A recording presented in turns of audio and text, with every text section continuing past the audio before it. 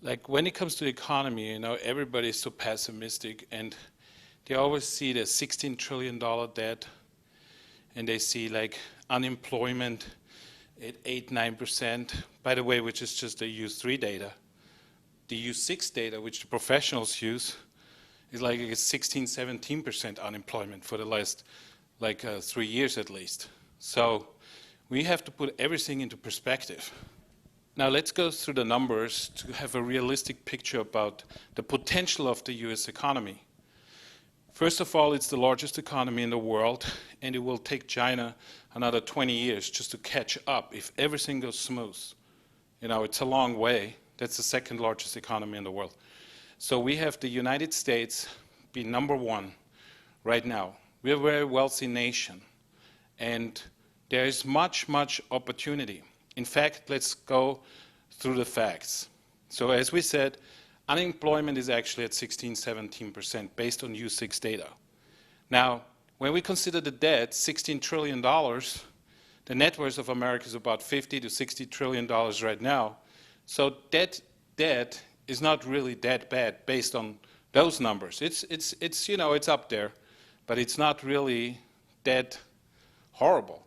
Now, there's another fact, and that's why I'm saying it's not that horrible.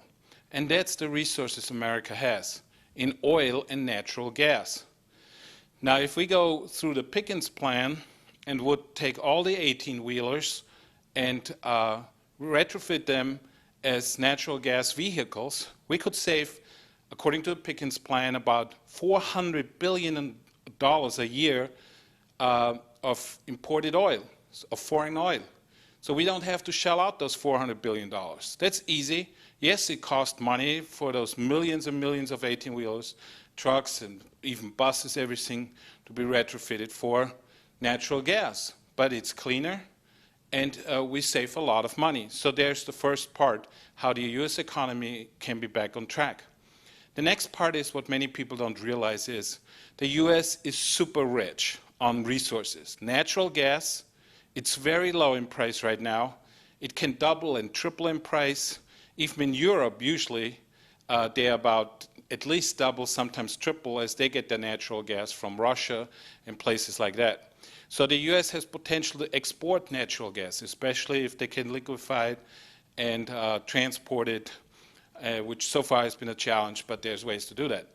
So on natural gas alone, the estimates range, we don't even know. There's shale gas, all kinds of stuff. And it could be $100 trillion or more, at least for many, many decades to come. We have plenty of natural gas. And then comes the oil reserves. We haven't even tapped into anything. And the oil reserves in America are worth at least $100 trillion, probably more, $150 trillion at current prices, or possibly $200 trillion. So we haven't tapped ANWR. Most offshore drilling hasn't been done. And there's plenty of other places, that we have so much oil that we are actually an extremely wealthy nation. Let's remember this. Just about 12, 13 years ago, oil was between 10 and 20 bucks a barrel. Today we are around between 90 and 105, 110. We were even at 140 a few years ago a barrel. And eventually, I think oil will become to about 200 bucks a barrel. Now, while the Saudis sell their oil at 10, 20 bucks a barrel, and now, of course, they're selling it for whatever they sell it in a wholesale market at 90 or 100 bucks a barrel. Let's consider this fact. Russia also sells their oil, and they are getting very rich. Russia is making a lot of billionaires with their oil and natural resources. America hasn't tapped into their resources yet. And we have one of the largest reserves in the world, if not the largest. And so America is actually smart. Now we're getting 100 bucks a barrel or something like that. And possibly we could get far, far more as oil. There is not really a shortage of oil in the world because we know there's dozens of tankers in the world seas stacked up with crude oil, because or whatever. So there's not, and also our cars become more efficient. Like I just bought a car, and a little mini SUV, and he gets me 40 miles to the gallon. A little mini SUV. And that sure beats 20 miles to the gallon, or 15 miles to the gallon, or even 30 miles to the gallon. Highway, 40. And officially they say it's only doing 32, but I'm getting 40, 38, 40 miles per gallon, mid-grade. So anyway, cars are becoming very much more efficient, and it's much more fun, to gas up for 40 bucks or 50 bucks instead of spending 100 bucks or more. Now, the US economy, at the rate, as we said, right now, unemployment of about 16, 17% for years now, is still not doing bad, The housing market, of course, has collapsed, has completely corrected, but people were able to save money, and it's coming back. Sure, one of the big things, the largest asset class in the world, the $20 trillion housing market, has to come back because that creates job for construction and also moves money and appliance stores. People need appliances when they buy a new house. They get furniture and all those things. Now, what is the key to stimulating the economy in the US? And you may think I'm crazy, but truly, do you think the minimum wage right now is okay? It's definitely not. It has to at least double. Meaning that at first sounds like crazy because of small businesses, that they may go out of business. That's not true. Big corporations are making money left and right.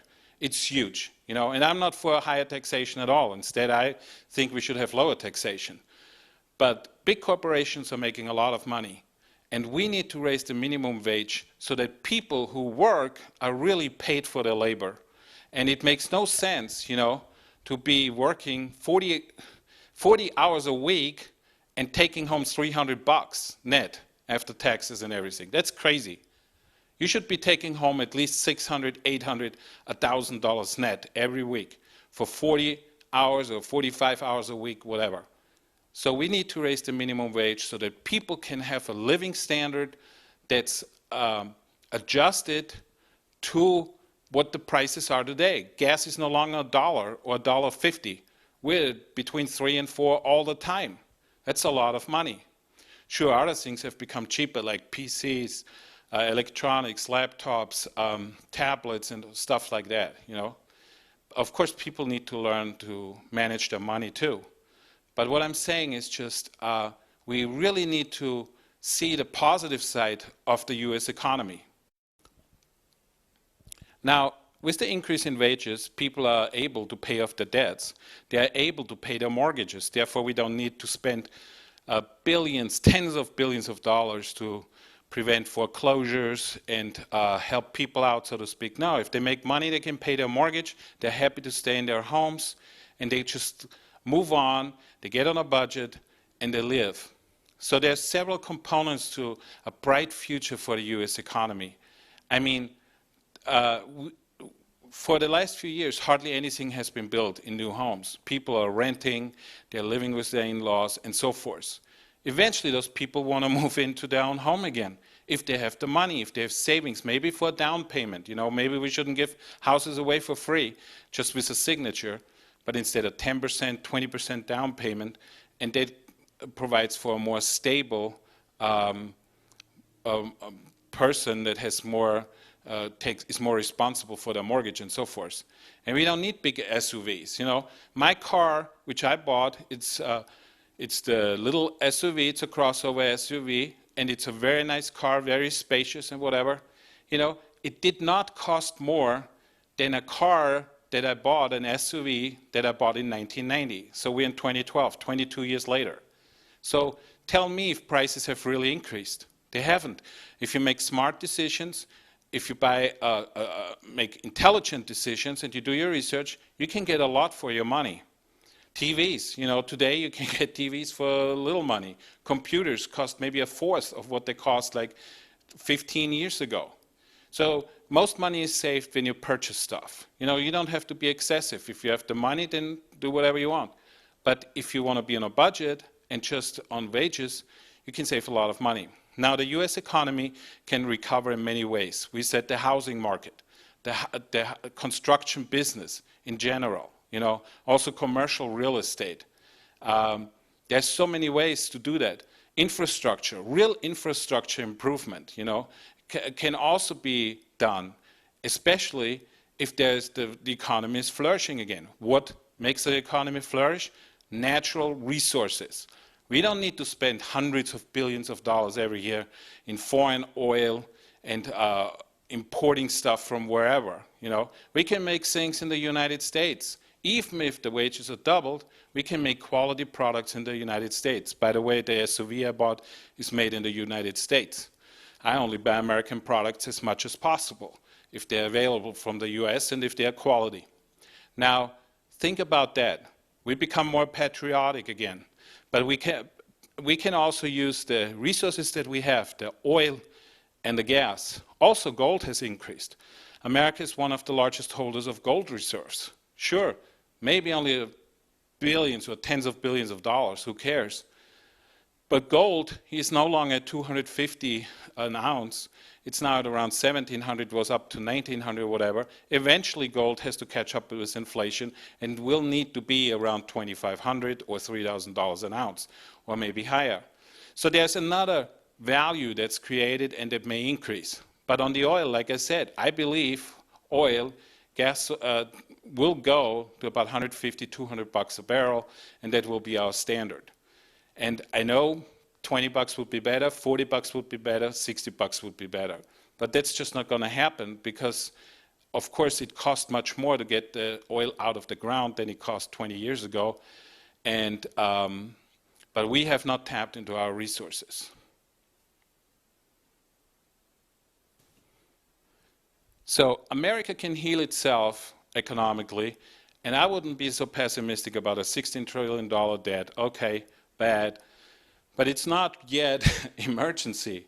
I mean, sure, we have to do something. And then when it comes to expenses, of course we need to repeal Obamacare. That's crazy, mandated health care and stuff like that. That's nuts. Of course, Americans grow up to be drug addicts, basically, meaning prescription drugs, and all those things. There's natural stuff that can prevent certain sicknesses or, little things.